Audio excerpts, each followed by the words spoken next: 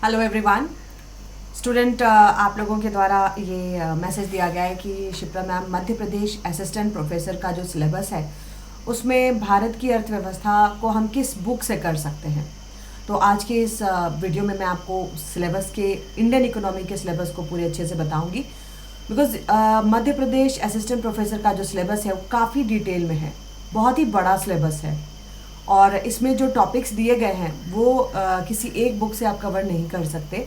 तो मैं इस वीडियो में आपको बताऊंगी कि असिस्टेंट प्रोफेसर मध्य प्रदेश का जो सिलेबस है उसको आप किस तरीके से कवर कर सकते हैं। सबसे पहले let me introduce my self. I am doctor Shipra and मेरा नंबर है 8439066995। आप लोगों के ढेरों मैसेजेस इस नंबर पे मुझे मिलते हैं और मेरा ऐप है शिप्रानॉमिक्स। इस ऐप को आप गूगल प्ले स्टोर से डाउनलोड भी कर सकते हैं।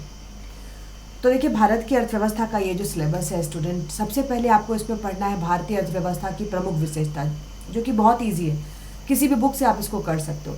मेनली मैं दो बुक आप लोगों को बताती हूँ। एक लालन लाल सर की बुक है, लेकिन वो बुक जो है वो यूपीएससी के लिए काफ़ी ज़्यादा अच्छी होती है। अगर आप असिस्टेंट प्रोफेसर या फिर यूजीसी नेट या फिर पीजीटी के लिए तैयारी करना चाहते हैं तो मिश्रा एवं पुरी की बुक आपके लिए काफ़ी अच्छी होगी, हिंदी मीडियम के लिए। अगर आप इंग्लिश मीडियम के स्टूडेंट हैं तो दत्त एंड सुंदरम की बुक भी काफ़ी अच्छी है। तो भारतीय अर्थव्यवस्था की प्रमुख विशेषताएं, आप किसी भी बुक से इसको कवर कर सकते हो।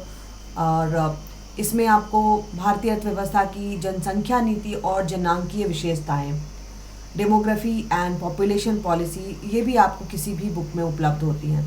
फिर है भारतीय कृषि की विशेषताएं। अब देखो, इसमें आपको जो एग्रीकल्चर का टॉपिक दिया गया है वो काफ़ी डिटेल में है। कृषि का उत्पादन एवं उत्पादकता, तो इसके लिए आप इंडियन इकोनॉमी में हमेशा इकोनॉमिक सर्वे को जोड़ के पढ़िए। आप अपना जो नोट्स बनाते हैं, एक तो हम बेसिक्स लिखते हैं, कृषि की क्या विशेषताएं हैं, कृषि उत्पादन क्या है, उत्पादकता क्या है, ठीक है, क्षेत्र में संस्थागत और तकनीकी पहलुओं के उभरते मुद्दे, संस्थागत ऋण, गैर संस्थागत ऋण, कृषि कीमत नीति, प्राइस पॉलिसी।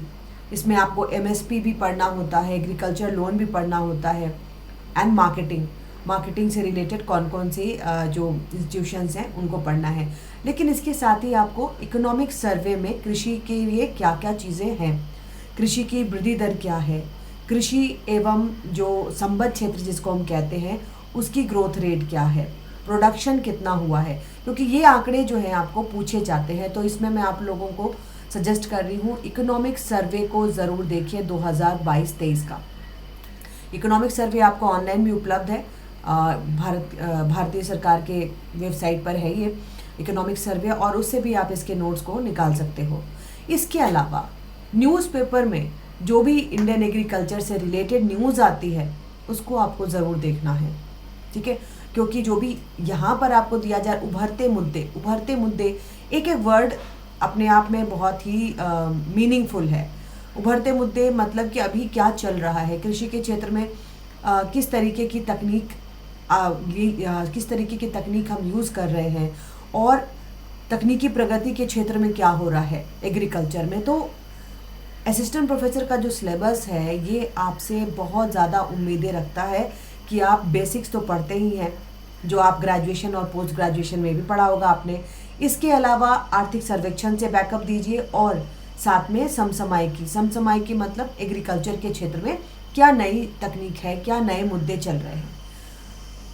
इंडस्ट्री की बात करो तो इंडस्ट्री का जो सिलेबस है वो एग्रीकल्चर से भी बहुत ज़्यादा है। औद्योगिक समृद्धि, इंडस्ट्रियल ग्रोथ क्या है, इंडस्ट्रियल फाइनेंस कैसे होता है, ये दो तो आपको बिल्कुल मैं कहूँगी कि सभी के सिलेबस में होता है। इसमें नया क्या है, एमएसएमई अलग से आपको दिया गया। एमएसएमई, लघु सूक्ष्म एवं मझौले उद्योग जो है उनको अलग से पढ़ना है, और स्वतंत्रता के बाद की जितनी औद्योगिक नीतियां हैं उसको भी पढ़ना है। लेकिन इसमें आत्मनिर्भर भारत अलग से दिया हुआ है। आत्मनिर्भर भारत का पीडीएफ आपको वेबसाइट पर उपलब्ध है।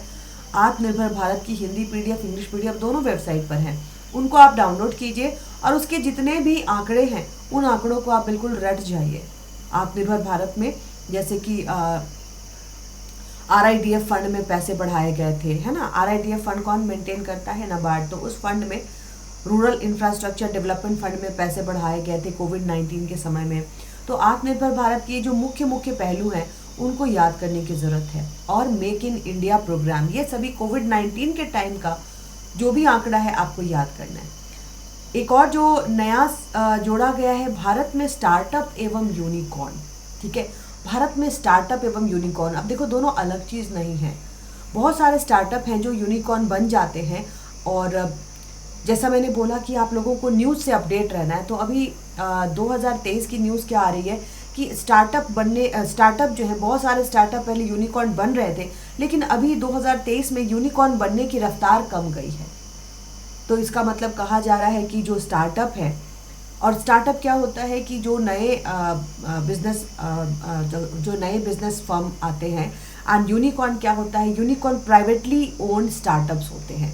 इसलिए यहाँ पर साथ में स्टार्टअप एवं यूनिकॉर्न लिखा है। यूनिकॉर्न जो होते हैं वो प्राइवेटली ओन्ड स्टार्टअप्स होते हैं।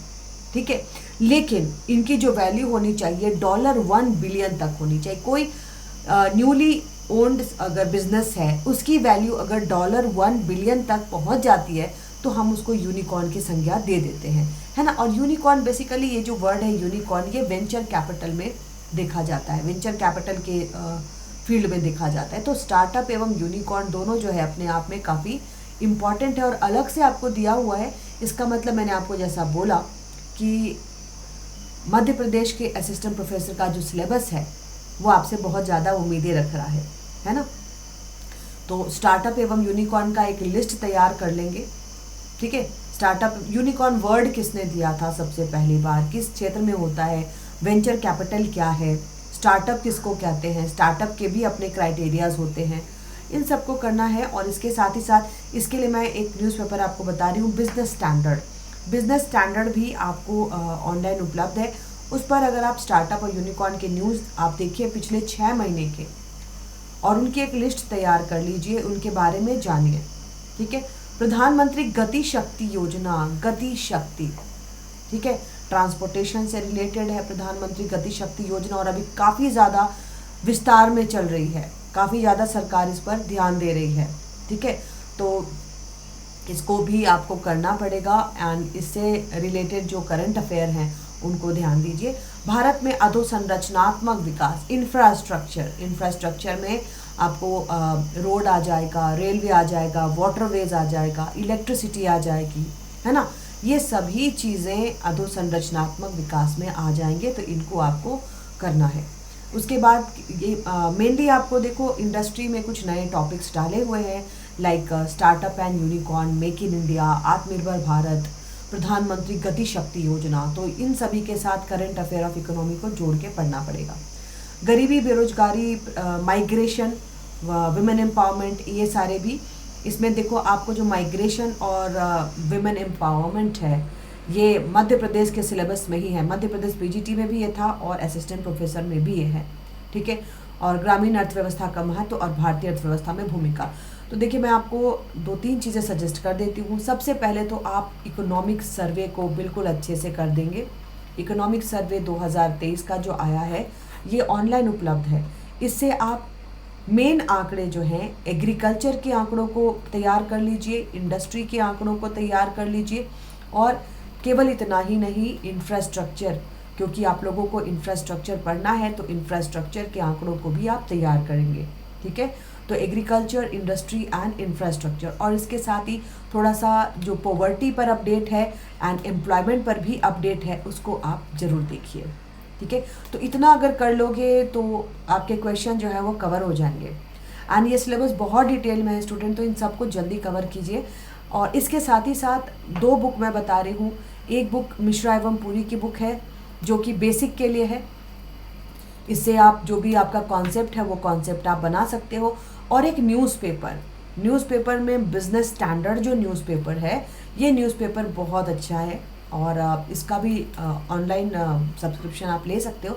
बिजनेस स्टैंडर्ड जो भी इकोनॉमिक्स के स्टूडेंट हैं, खासकर आप लोगों में से जो असिस्टेंट प्रोफेसर की तैयारी कर रहे हैं, उनके लिए तो ये मस्ट है, आपको ये ज़रूर पढ़ना चाहिए। ठीक है, पर डे इस पेपर को आप ज़रूर पढ़िए, क्योंकि इसके न्यूज़ आपको आपके एग्ज़ाम्स में इससे आधारित भी सवाल आते हैं। ठीक है, स्टूडेंट एक अनाउंसमेंट मैं इसके लास्ट में कर देती हूँ कि जो असिस्टेंट प्रोफेसर का जो सिलेबस है, इस सिलेबस की ऑनलाइन क्लासेस मेरे ऐप शिप्रानॉमिक्स पर चल रही हैं। और जो मैंने बिजनेस स्टैंडर्ड करंट अफेयर की बात की, तो इसका भी एक कोर्स मेरे ऐप पर चल रहा है, that is current affair of economy. तो इन दोनों कोर्स को आप सब्सक्राइब कर सकते हैं। और इनकी जो लाइव क्लासेस होती है, खासकर असिस्टेंट प्रोफेसर मध्य प्रदेश की, वो इवनिंग में होती है। और करंट अफेयर ऑफ इकोनॉमी की जो क्लासेस मैं लेती हूँ, ऑल्टरनेट डे लेती हूँ, वो भी इवनिंग में वो क्लासेस होती हैं। तो इसके लिए आपको क्या करना है, गूगल प्ले स्टोर से मेरा ऐप डाउनलोड करना है, शिप्रानॉमिक्स, और इस ऐप से आप इस कोर्स को परचेज भी कर सकते हैं। आज के लिए इतना ही student, thank you so much, bye bye.